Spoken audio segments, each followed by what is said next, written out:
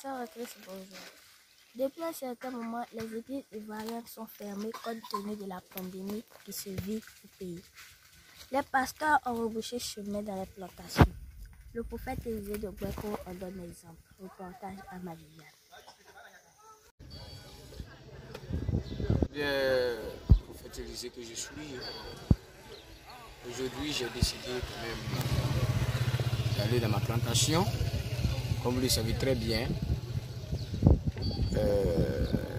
un homme de Dieu ne se limite pas simplement dans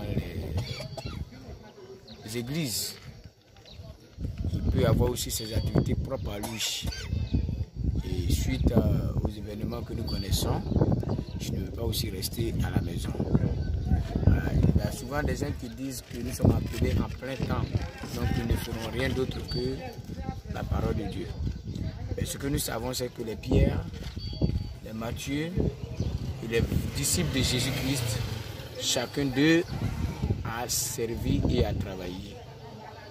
Voilà, je profite de cette occasion d'arrêt des cultes pour aller au champ, travailler, s'occuper de ma plantation, afin de préparer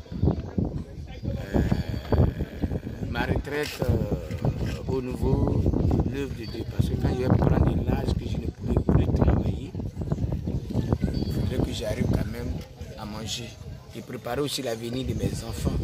Donc c'est normal que je puisse aller au champ.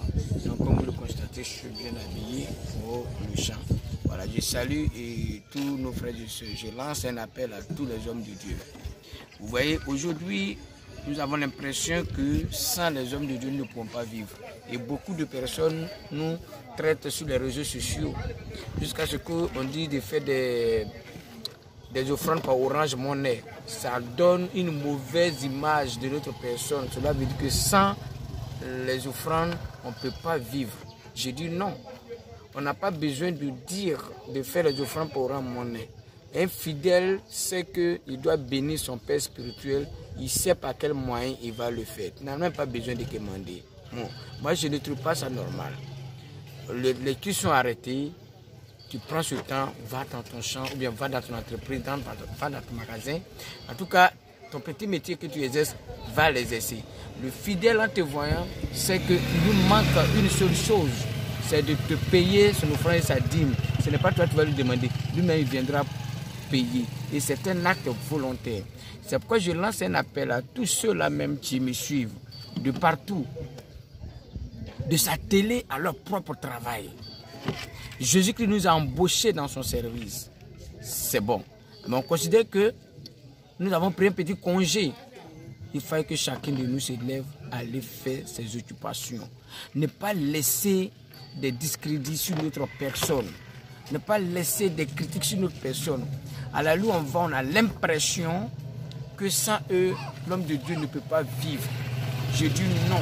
Jusqu'à ce que d'autres disent que l'église se fait dans le cœur et dans des maisons. C'est le temple qui est fermé, l'église n'est pas fermée. Ils sont en train de nous dire que sans l'église, on ne peut pas vivre.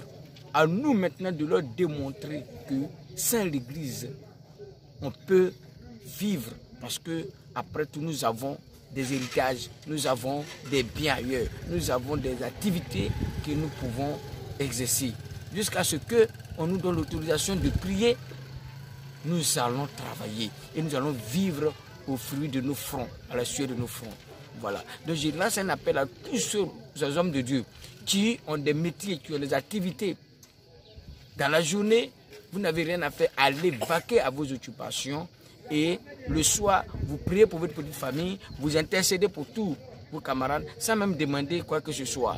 Dieu seul se souviendra de nous et que la paix, la grâce de Dieu soit avec nous. Au nom de Jésus. Amen.